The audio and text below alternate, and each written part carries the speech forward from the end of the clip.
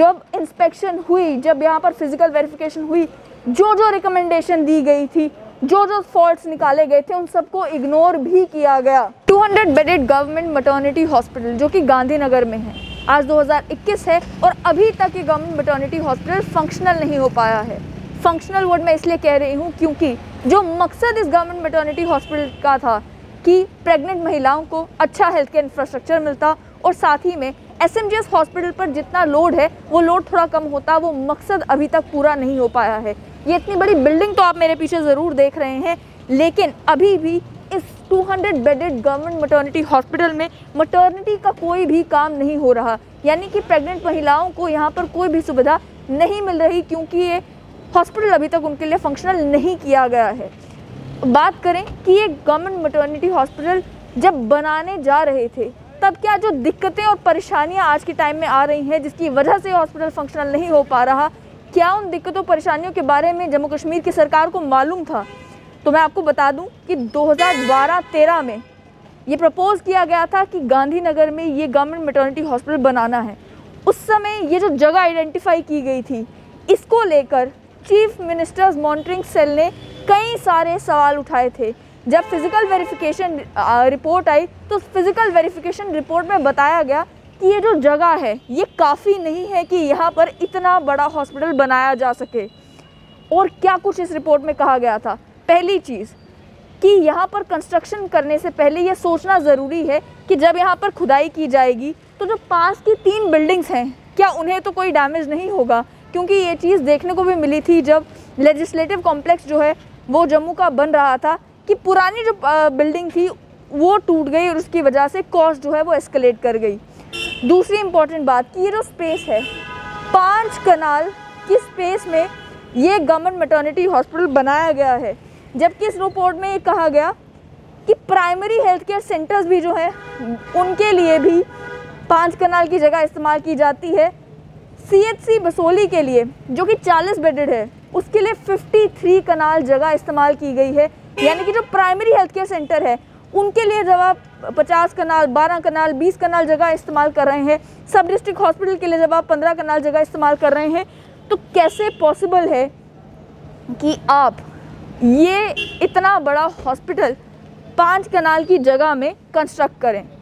और जब construction propose की गई तो ये कहा गया कि इसे 7 स्टोरीड बनाया जाएगा, क्योंकि वही एक रास्ता है जिस तरीके से सिटी के बीचों बीच ये इतना बड़ा गवर्नमेंट मैटरनिटी हॉस्पिटल 200 बेडेड बनाया जा सकता। तो उसको लेकर भी इस रिपोर्ट में ये कहा गया कि क्या ज़रूरत है इस हॉस्पिटल को इसी जगह पर बनाने की। इसी जगह पर बनाने की क्या दिक्कतें हैं मैं आपको दिखाती हूँ। आप सामने पहले देखें कि जिस जगह पर ये हॉस्पिटल बनाया गया है, आप भी गांधीनगर के इस इलाके से गुजरते होंगे और आप भी जानते होंगे कि ये जो एंट्री है, जहाँ पर गेट है इस मैटरनिटी हॉस्पिटल का, ये जहाँ से रास्ता निकलता है ये कितना कंजेस्टेड रहता है, दोनों तरफ गाड़ियाँ लगी होती हैं और ये जो रोड है कितनी छोटी है।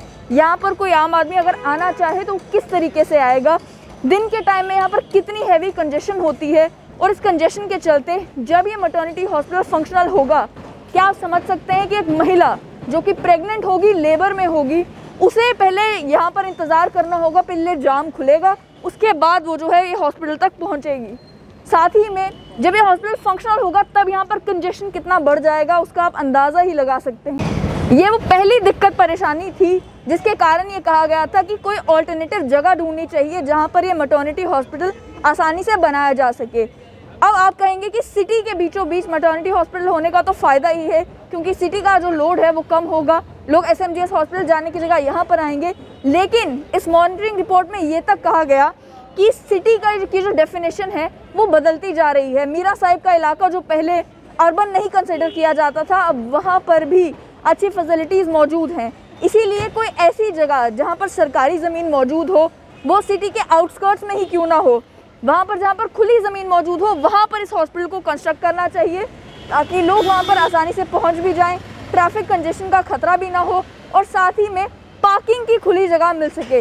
इस टाइम पर आप देखें कि जो भी गाड़ियाँ यहाँ पर आ रही हैं, अभी तो ये मैटरनिटी हॉस्पिटल फंक्शनल नहीं है, तब भी यहाँ पर पार्किंग स्पेस कम नज़र आ रही है।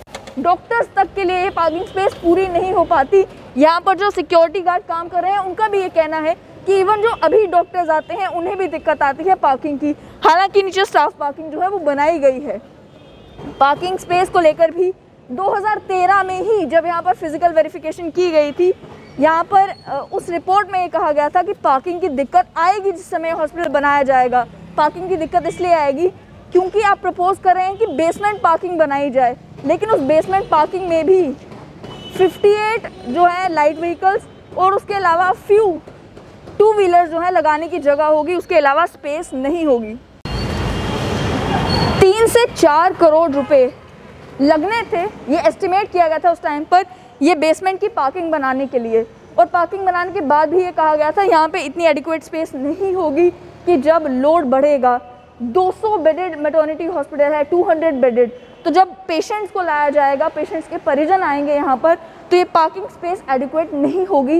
ये 2013 में ही कह दिया गया था इस रिपोर्ट में। उसके बावजूद भी एक यहाँ पर जो है ये पार्किंग बनाई गई और ये जो 200 बेडेड मैटरनिटी हॉस्पिटल है ये गांधीनगर के इस कंजेस्टेड एरिया में बनाया गया। आप कहेंगे कि ऑल्टरनेटिव क्या था? ऑल्टरनेटिव सजेशन भी इस रिपोर्ट में दी गई है।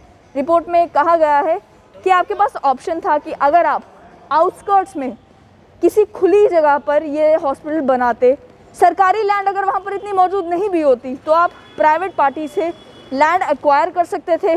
20-30 कनाल की स्पेस में खुली जगह पार्किंग के लिए रख सकते थे। 7 स्टोरी की जगह आप खुली स्पेस में 5 स्टोरी का ये 200 बेड मैटरनिटी हॉस्पिटल बना सकते थे। ये सारे ऑप्शंस आपके पास मौजूद थे। यहाँ तक कह दिया गया इस रिपोर्ट में कि जब कहीं पर भी सरकारी लैंड होती है जहाँ पर डेवलपमेंट एक्टिविटी नहीं हो रही होती, यानी कि जहाँ पर सरकार कोई कंस्ट्रक्शन नहीं कर रही होती, वहाँ पर चांसेस होते हैं कि एंक्रोचर्स आएँ और उस जगह पर कब्जा कर लें। तो ये 2 चीज़ें जो हैं, 2 चीज़ें कर देता अगर ये हॉस्पिटल कहीं और बनाया जाता।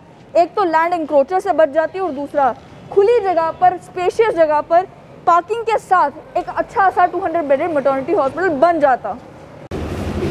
ये समय मैटरनिटी हॉस्पिटल की एंट्रेंस है। एक एंट्रेंस इसकी दूसरी तरफ है जहाँ पर इमरजेंसी है, लेकिन इस समय यहाँ पर आप जानते हैं मैटरनिटी हॉस्पिटल नहीं चल रहा, यहाँ पर कोविड की ओपीडी जो है वो चल रही है। अब बात करेंगे कॉस्ट और डिज़ाइन की, यानी कि कितना खर्चा किया गया यहाँ पर ये हॉस्पिटल बनाने के लिए और डिज़ाइन में ऐसी क्या टेक्निकल प्रॉब्लम्स थी। पहली चीज़ ये कि JKPCC ने जिस डिज़ाइन को अप्रूवल दिया था उस डिज़ाइन के अकॉर्डिंगली यहाँ पर ये मैटरनिटी हॉस्पिटल लगभग 45 करोड़ में बन जाना था, लेकिन क्योंकि गवर्नमेंट ऑफ इंडिया ने 50 करोड़ सैंक्शन किए थे इस हॉस्पिटल को बनाने के लिए, इसीलिए इस रिपोर्ट में ये तक कहा गया कि R&B डिपार्टमेंट ने कॉस्ट एस्केलेट की हैं, एक्स्ट्रा खर्चे डाले हैं ताकि पूरे के पूरे 50 करोड़ का इस्तेमाल किया जा सके। तो इसमें यह भी कहा गया कि जहां R&B डिपार्टमेंट को ये समझना चाहिए था कि जो पैसा है ये टैक्स पेयर का पैसा है। अगर एक अच्छी बिल्डिंग बनाई जा सकती है, एक अच्छा हॉस्पिटल बनाया जा सकता है कम पैसों में, तो क्या ज़रूरत है कॉस्ट एस्केलेट करने की। यानी कि सॉइल टेस्टिंग के लिए जब आपके 3 लाख रुपए लग रहे हैं तो उसे 5 लाख करने की क्या ज़रूरत है। ऐसा लग रहा है कि R&B डिपार्टमेंट ये चाहता है कि जितना पैसा गवर्नमेंट ऑफ इंडिया ने सैंक्शन किया है सारा का सारा जो है निचोड़ लिया जाए। इन वर्डिंग्स का इस्तेमाल इस रिपोर्ट में किया गया है। अब सवाल ये बनता है, 50 करोड़ रुपए भी लगा दिए गए, ये मैटरनिटी हॉस्पिटल की 7 स्टोरी बिल्डिंग भी बना दी गई।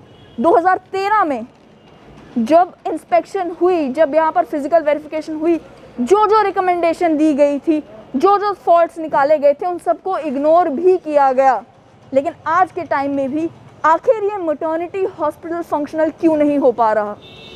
और जिस समय ये 200 बेडेड मैटरनिटी हॉस्पिटल फंक्शनल हो जाएगा, क्या आपको नहीं लगता कि 2013 में जो फ्लॉज निकाले गए थे, जो प्रॉब्लम्स बताई गई थी, वो किस तरीके से लोगों को परेशान करेंगी।